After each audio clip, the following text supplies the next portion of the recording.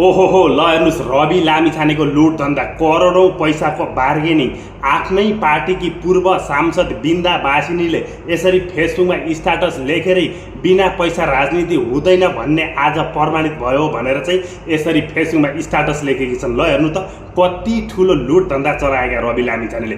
त्यसैले त आज रवि लामिछाने यही गणतन्त्र ठिक, यही व्यवस्था ठिक, यही संविधान ठिक भनेर उही प्रचण्डको हली बनेर मैले यो व्यवस्था ल्याउन केही गर्न नसके पनि यो व्यवस्था बचाउनलाई ज्यानै दिन तयार छु भनेर भनेका छन्। यो व्यवस्था आउँदाखेरि उहाँ अमेरिकामा ठग्दै बसेका थिए, अहिले अमेरिकाबाट खेदे अब नेपाल आएर ठग्दैछन्। हिजो पत्रकार हुँदा चाहिँ करोडौँ देशैभरिका जनताको अरबौँ रकम ठगेर उता अदालतमा गएर चाहिँ 25-30 लाख 30 करोड रुपियाँ उता बुझाएका छन्।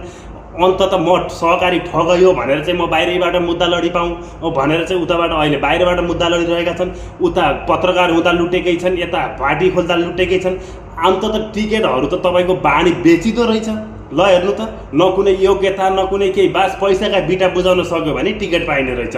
कति ठुलो लुट धन्दा। ल हेर्नुहोस् त, अझै पनि रवि लामिछानेले तपाईँ हामीले राम्रो राम्रो भन्दै गयौँ भने भोलि यिनीहरूले देश बेच्न बेर लाउँदैनन् है, किनभने हामीले प्रमाणसहित बोलिरहेका छौँ। ल हेर्नुहोस्, आफ्नै पार्टीभित्रका नेताहरूले नै यसरी फेसबुकमा लेखेरै असन्तुष्ट व्यक्त गरिरहेका छन् भने अब हामीलाई बोल्न किन गाह्रो हुने र। त्यसैले त आज राजा महाराजा मान्दैनन्, प्रचण्डको हली बनेर बसिरहेका छन्। यो लुट व्यवस्थामा, यो भ्रष्ट व्यवस्थामा लुट्न पाएका छन् मजाले।